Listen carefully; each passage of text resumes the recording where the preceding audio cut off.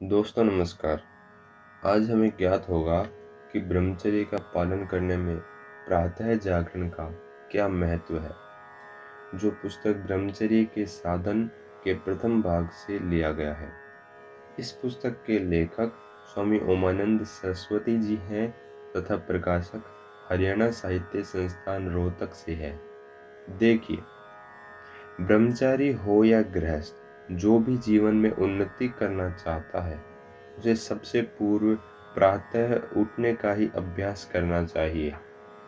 मनु महाराज ने प्रातःकाल ब्रह्म मुहूर्त में उठकर आवश्यक कर्तव्य कर्म करने का विधान मनुस्मृति अध्याय 4 के श्लोक 62 में इस प्रकार बताया है कि ब्रह्म मुहूर्त में उठकर धर्म और अर्थ का चिंतन करना चाहिए, अपने शरीर के क्लेशों और उनके कारणों पर विचार करना चाहिए और वेद के तत्वों का अध्ययन करना चाहिए। तथा एक अन्य स्थान पर ऐसा भी लिखा है कि आयु की रक्षा के लिए ब्रह्म मुहूर्त में उठें और शरीर की चिंताओं को छोड़कर सोच स्नान आदि करके स्वस्थ चित्त होकर ईश्वर का ध्यान आदि नित्य कर्मों को करना चाहिए। प्रातः काल उठने से मनुष्य स्वस्थ रहता है, उसे रोग नहीं होते, अतः निरोग शरीर अधिक वर्षों तक कार्य कर सकता है। प्रातः काल उठने से असंख्य लाभ शास्त्रकारों ने बतलाए हैं। जैसे गोबिल ग्रह सूत्र में भी इसी प्रकार का विधान है कि प्रतिदिन रात्रि के चौथे प्रहर में जागना चाहिए। महर्षि दयानंद जी भी इस विषय के लिए संस्कार विधि में लिखते हैं कि सदा स्त्री पुरुष को 10 बजे सोना और रात्रि के पिछले प्रहर मतलब 4 बजे उठकर प्रथम हृदय में परमेश्वर का चिंतन करके धर्म अर्थ का विचार और धर्म अर्थ के अनुष्ठान अथवा उद्योग करने में यदि कभी पीड़ा भी हो तथापि धर्मयुक्त काम न छोड़ना चाहिए, किंतु सदा निरंतर उद्योग करके व्यवहारिक और परमार्थिक कर्तव्य कर्म की सिद्धि के लिए ईश्वर रूपी उपासना करनी चाहिए कि जिस परमेश्वर की कृपा सृष्टि और सहाय से मां कठिन कार्य भी सुगमता से सिद्ध हो जा सके। इसलिए प्रातः सर्वप्रथम निम्न मंत्रों से ईश्वर की प्रार्थना करनी चाहिए, जो अभी आपकी स्क्रीन पर दिख रहे हैं। इन मंत्रों का अर्थ विचार पूर्वक जप करने से अधिक लाभ होता है और इनका अर्थ जानने के लिए आप महर्षि दयानंद जी द्वारा लिखी संस्कार विधि के गृहाश्रम प्रकरण में देख लेवें।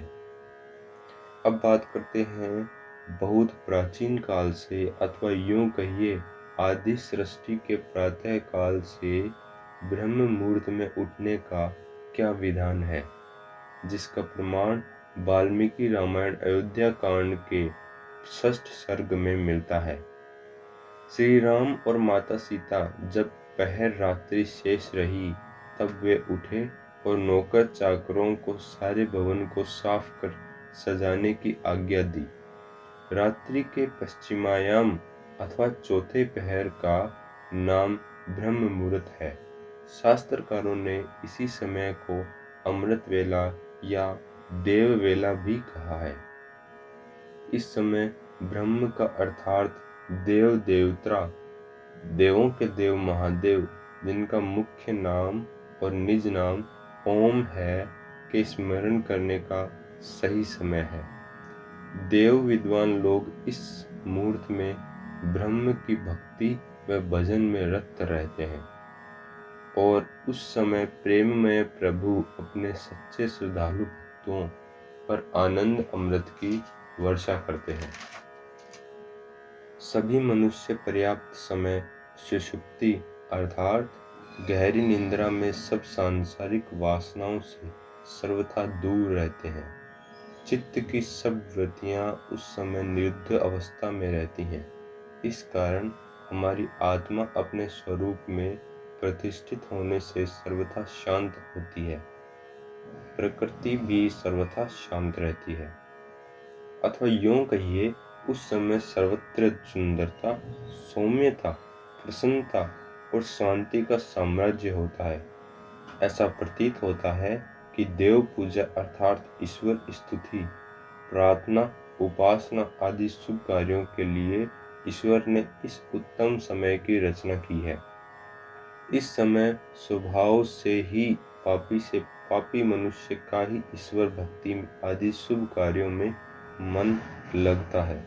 असुरों में भी इस समय आसुरी वृत्ति का लोप हो जाता है। राक्षसों में भी देवता बनने की प्रवृत्ति जागृत हो उठती है। इसलिए पशु पक्षी आदि सभी प्राणी स्वभाव से प्रातः ही उठ जाते हैं। नवजात बालक भी स्वयं प्रातः उठकर हमें यह शिक्षा देता है कि प्रभु का यह पवित्र समय प्रमाद में पड़कर सोने का नहीं है। यह समय हम यह भी नहीं देखते कि पक्षीगण पेड़ों की शाखाओं पर अपने पंख फैलाकर प्रतिदिन अपने प्रियतम प्रभु के प्रेम में गदगद होकर कितने मधुर स्वर से गीत गाते हैं। इससे हमें यह शिक्षा मिलती है कि रात दिन के 24 घंटे में केवल एक बार आने वाला यह प्रातः काल का सर्वोत्तम समय ब्रह्म वंदना के लिए ही आता है। देव अर्थात विद्वान लोग एकाग्रचित होकर इस समय प्रभु के आनंद अमृत का पान करते हैं। इस भाव को एक कवि ने अपने शब्दों में इस प्रकार कहा है कि भोर भयो पक्षीगण बोले, उठो जन प्रभु गुण गाओ रे। भोर भयो पक्षीगण बोले, उठो जन प्रभु गुण गाओ रे। लखो प्रभात प्रकृति की शोभा, बार बार हर्षाओ रे। प्रातः काल की संध्या जब तक नक्षत्र आकाश में रहे विधि पूर्वक करना चाहिए, और जब तक सूर्य का दर्शन न हो गायत्री का अभ्यास अर्थात जप करना चाहिए। महाभाष्य का नए लोक काव्य सूत्र पर आया वाक्य भी उपयुक्त कथन की पुष्टि करता है। सभी शास्त्रों में ऋषि महर्षि लोगों ने यही एक मत है कि ब्रह्म मुहूर्त से बढ़कर ईश्वर भक्ति के लिए अन्य पवित्र समय नहीं है। इसलिए मनु महाराज भी मनुस्मृति के अध्याय 22 के श्लोक 101 में लिखते हैं कि प्रातः काल की संध्या को गायत्री का जप करता हुआ सूर्य दर्शन होने तक स्थित होकर और सायंकाल की संध्या को नक्षत्र दर्शन ठीक ठीक होने तक बैठकर करना चाहिए। इसलिए प्राचीन काल में सभी भारतवासी इस पवित्र ब्रह्म मुहूर्त में ईश्वर चिंतन, ब्रह्मार्चना, योगाभ्यास भी करते थे। इस अमृत वेला का सदुपयोग करने के कारण ही प्राचीन ऋषि महर्षि गण अमर पद अर्थात मोक्ष की प्राप्ति करते थे। इसलिए आज तक उनके यश और कीर्ति के गीत गाए जाते हैं। जो प्रतिदिन बहुत प्रातः उठकर श्रद्धा पूर्वक ईश्वर को ध्याएगा, वह देव मार्ग का पथिक बनकर मोक्ष पद को पाएगा। चूंकि ब्रह्म मुहूर्त का समय इतना अच्छा होता है कि इस समय यम नियमों की स्वयं सिद्धि होती है, परस्पर का व्यवहार न होने से हिंसा करने या असत्य बोलने या का अवसर ही नहीं आता।